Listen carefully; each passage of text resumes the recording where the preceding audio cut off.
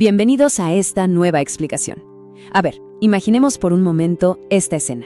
Estamos rodeados por el sonido del viento helado, armando el campamento en la ladera de una montaña, listísimos para cocinar algo rico después de una larga caminata. De repente, el agua en la olla burbujea con todo. Parece que ya está hirviendo al máximo. Pero la comida simplemente no se cocina como debería. ¿Qué está pasando exactamente ahí arriba? Bueno, pues vamos a averiguarlo. Y esa, justamente, es la gran pregunta que vamos a resolver hoy. A nivel del mar, casi todos aprendimos en la escuela que el agua alcanza su punto de ebullición a los clásicos 100 grados Celsius. Pero resulta que, cuando estamos a gran altitud y ponemos una olla al fuego, el agua empieza a burbujear súper feliz a una temperatura bastante más baja. Y claro, esto nos cambia por completo las reglas del juego para los tiempos de cocción, y ni se diga a la hora de prepararnos cualquier bebida caliente. Es el clásico caso de lo que podríamos llamar el chef loco de la montaña. Ya saben, esa persona que en medio de la frustración total llega a pensar genuinamente que la naturaleza le tiene envidia a su olla y le está saboteando la receta. Seguro grita algo como, es que la montaña me odia. Y, a ver, sí, podría parecer una especie de conspiración de la altitud para arruinarnos un buen plato de pasta. Pero dejemos de lado las teorías locas y mejor veamos qué dice la ciencia. Para entender esta ciencia de una manera súper sencilla, imaginemos que las moléculas de agua son como un grupo de personas tratando de salir de un cuarto por una puerta. A nivel del mar, la presión atmosférica es altísima. Es como si hubiera un portero de discoteca, de esos bien pesados, empujando la puerta desde afuera. Por eso, solo las moléculas con muchísima energía, o sea, con muchísimo calor, logran forzarla para escapar. Pero allá arriba en la montaña, la historia es otra. La presión es mucho menor. Ese portero grandote ya no está empujando. Básicamente, la puerta está abierta de par en par. Y claro, al no haber resistencia en la puerta, cualquier molécula se puede escapar casi sin esforzarse. Para darles una idea, a unos 2000 metros de altura, las moléculas ni siquiera necesitan llegar a los 100 grados para liberarse. El agua empieza a burbujear y a hervir a tan solo 93 grados Celsius. O sea, la montaña no sabotea a nadie, se los prometo. Simplemente les hace la vida más fácil a las moléculas poniéndoles menos peso encima. Ahora pongámonos un poquito más serios y hablemos del concepto técnico clave aquí, la presión de vapor. En términos muy estrictos, el agua hierve en el momento exacto en que su presión de vapor se iguala con la presión externa que la rodea. A nivel del mar, esa presión de afuera es de aproximadamente una atmósfera. Pero cuando subimos a la montaña, la presión baja, y como la fuerza de afuera es menor, la presión de vapor del agua logra alcanzar ese equilibrio mucho antes, y a una temperatura más baja. Así de simple. Y bueno, si de verdad queremos ponernos muy rigurosos, así en plan físico de laboratorio, acomodándose los lentes para impresionar, la respuesta definitiva está en la famosa ecuación de Clausius-Clapeyron. Sí, Clausius-Clapeyron.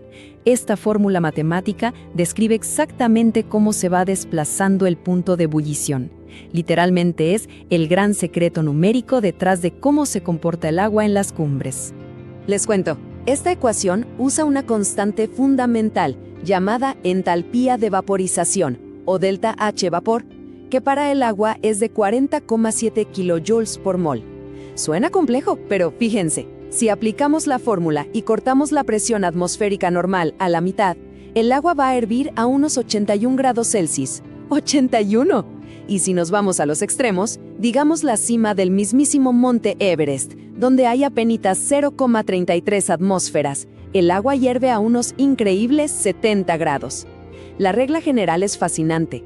El punto de ebullición cae de forma lineal, bajando como 1 grado por cada 285 metros que se sube en elevación. Sabiendo todo esto, vamos a verlo desde una perspectiva un poquito más cotidiana. ¿Cómo altera esta física extrema nuestra supervivencia en el mundo real? O, seamos honestos, algo casi tan importante como lo es la preparación de la comida. Bueno, vamos a explorar 3 curiosidades increíbles que pasan cuando la presión atmosférica decide jugar con nuestro menú. La primera curiosidad es prácticamente una regla de oro para cocinar en las alturas. Resulta que, como el agua sí está hirviendo, pero físicamente está menos caliente, Cualquier persona que prepare pasta en la montaña tiene que agregarle obligatoriamente 1 minuto extra de cocción por cada 300 metros de altitud. Así que, para lograr una pasta al dente en la cima de un cerro, hay que activar el temporizador mental en modo montaña y tenerle mucha paciencia a esa agua engañosa. Y si llevamos esto al extremo total, nuestra siguiente parada parece sacada de una película de ciencia ficción. Allá arriba, en la Estación Espacial Internacional, la presión interna puede ser pero tan bajita que roza el vacío. Imagínense, a unos 0,2 atmósferas. A esa presión, el agua puede llegar a hervir a unos loquísimos 20 grados Celsius. Por eso, los astronautas tienen que usar recipientes completamente sellados. Si no, el agua herviría sola a temperatura ambiente. Preparar un té en el espacio sería literalmente un espectáculo incontrolable de burbujas flotando por todas partes. Pero de regreso acá en la Tierra, esta física cambia hasta nuestras rutinas de las mañanas en lugares como La Paz, en Bolivia. A 3.600 metros sobre el nivel del mar, el agua empieza a hervir a unos 88 grados Celsius. Y claro, para extraer todos los compuestos deliciosos del café a esa temperatura tan reducida, hay que adaptar la técnica. Se tiene que dejar el agua en contacto con los granos por muchísimo más tiempo, o de plano usar una prensa francesa para meterle esa presión interna extra, logrando así lo que podríamos bautizar como un auténtico expreso de la paciencia. Entonces, para resumir todo este enredo físico que desarmamos hoy, una menor presión atmosférica significa, en palabras sencillas, que esa puerta invisible de la que hablábamos está más abierta. Por lo tanto, se necesita mucha menos energía, o sea, menos calor, para que las moléculas logren escaparse del líquido. Y eso hace que el punto de ebullición caiga de forma permanente. Así que ya lo saben, la próxima vez que cocinen, recuerden que la olla no está enojada ni rebelde, simplemente está viviendo una existencia mucho más relajada gracias a la baja presión.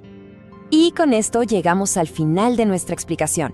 La próxima vez que anden por ahí en medio de una caminata exigente en la montaña, valdría la pena hacerse esta provocativa pregunta final. Si la falta de oxígeno allá en las alturas no logra vencer el ánimo de los escaladores, ¿lo hará acaso la frustración tremenda de tener que tomarse una taza de té irremediablemente tibio? Es una trampita cómica de la física que vale la pena tener en mente mientras se admira el paisaje nevado. Sigan explorando y mantengan siempre viva esa curiosidad científica. Gracias por ver el video. Si quieres ver más, suscríbete y síguenos en nuestro canal de Entender Ya.